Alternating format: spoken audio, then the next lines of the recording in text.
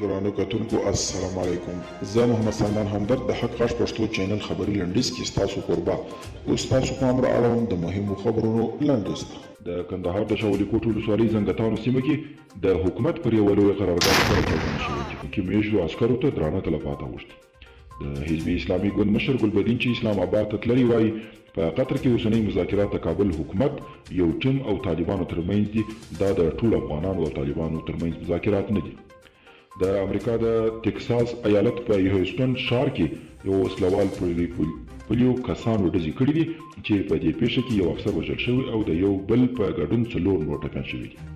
او د فرانسې د کورنیو چارو وزیر په امر د دغه هیواد په پلازمینه پاریس کې د یو جومات تړل کېدو امر شوی. فرانسه کې د اسلام ستر پیغمبر ته تر شپکاوي وروسته یو ښوونکی ووژل شو. اوس چارواکي هڅه کوي د امنیتي اقداماتو په پلمه پر مسلمانانو فشار راوړي او وښیي چې د افراطیت پر ضد پرېکنده چلند